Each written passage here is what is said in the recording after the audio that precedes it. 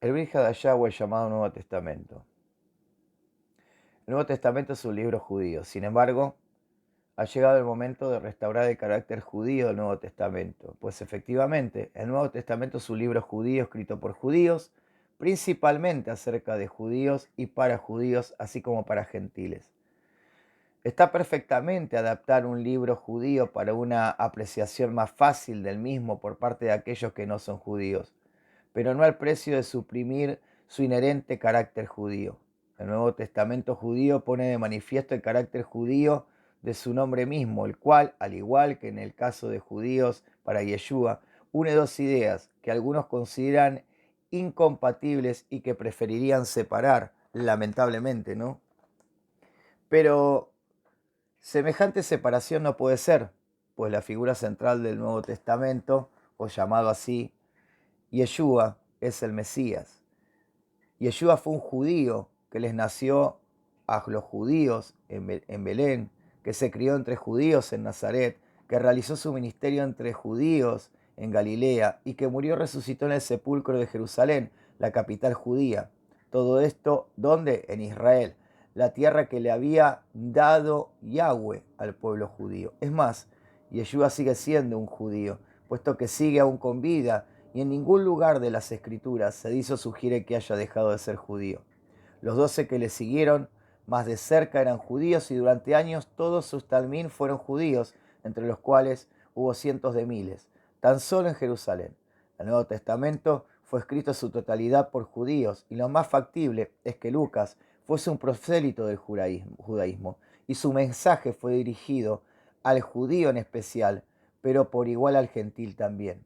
Fueron judíos los que llevaron el Evangelio a los que no lo eran y no al revés.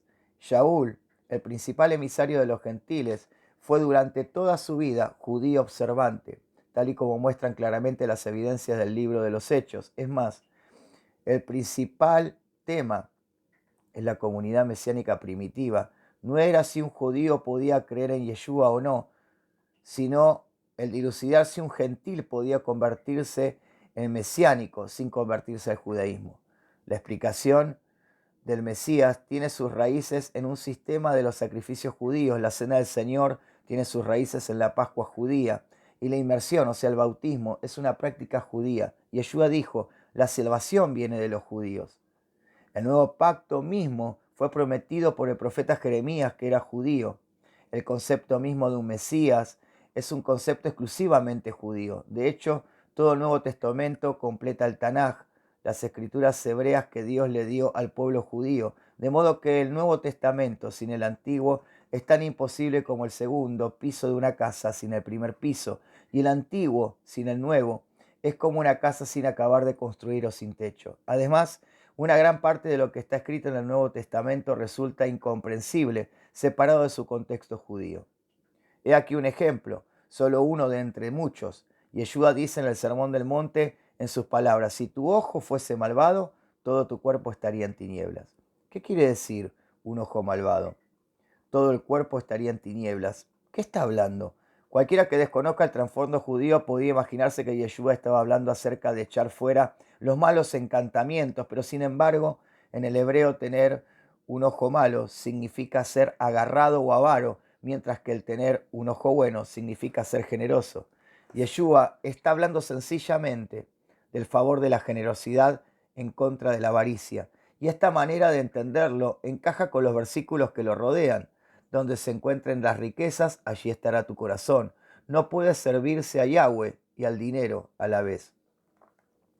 Pero la mejor demostración del carácter judío del Nuevo Testamento es además la prueba más convincente de su verdad, es decir, el número de profecías del Tanaj, todas ellas siglos más antiguas que los acontecimientos del Nuevo Testamento, que se cumplen en una persona, Yeshua de Nazaret.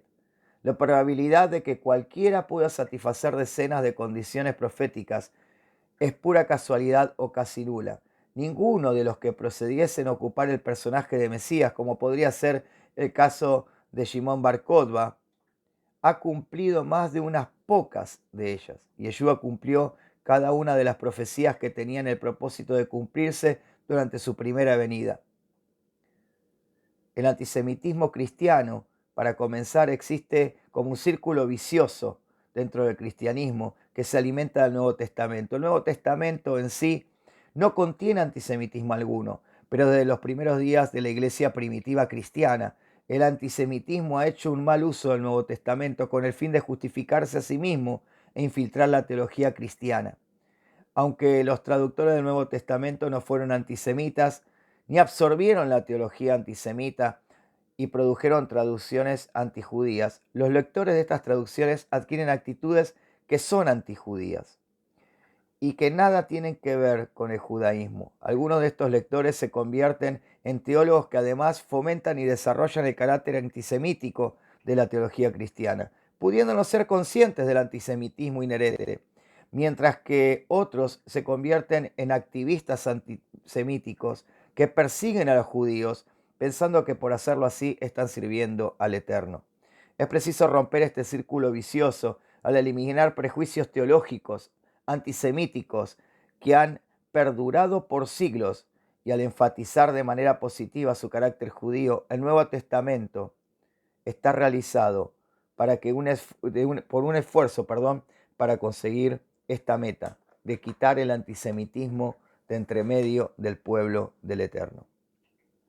Los recelos judíos en relación con el Evangelio están en el segundo lugar. Si bien existen aproximadamente unos 100.000 judíos mesiánicos en los países de habla inglesa, es evidente que la mayoría de las personas judías no aceptan a Yeshua como el Mesías, mientras que los motivos incluyen la persecución cristiana de los judíos, los puntos de vista seculares del mundo, los cuales dejaron poco lugar, ya sea Dios o un Mesías, al negarse o apartarse del pecado. Una causa principal es la que los judíos tengan la impresión de que el Evangelio no se aplica a ellos.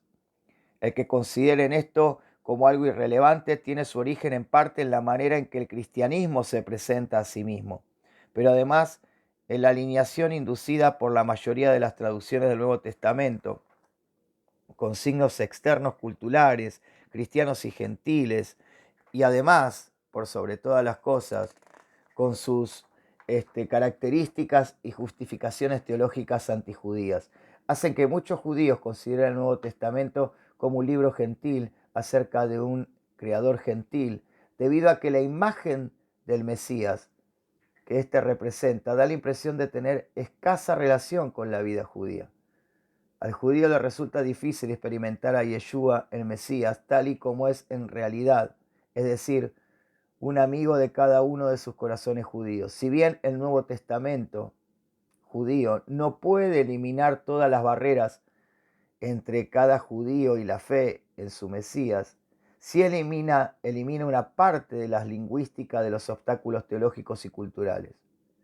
Una persona judía que lea el Nuevo Testamento judío podrá experimentar a Yeshua como persona judía, que lea el Nuevo Testamento y entienda que el Mesías prometido por el Tanaj del pueblo judío va a poder conocer y darse cuenta que es real. La comunidad mesiánica y el pueblo judío finalmente, después de muchos siglos de rechazo de Yeshua por parte de los judíos y el rechazo hacia el cristianismo, ha hecho en este último tiempo que muchos de ellos se puedan encontrar y puedan tener una solidez y puedan comprender que el Brit Hadashah, el Nuevo Testamento, es un libro escrito por judíos que acerca a los judíos y que permite que nosotros, los gentiles, cuando nos convertimos, podamos ser parte de Israel. Esta es una primera parte. Vamos a estar hablando mucho más profundamente acerca del Nuevo Testamento y cómo hay que entenderlo desde una perspectiva judía, porque es la única manera. Recordemos las palabras de Yeshua mismo: la salvación viene de los judíos.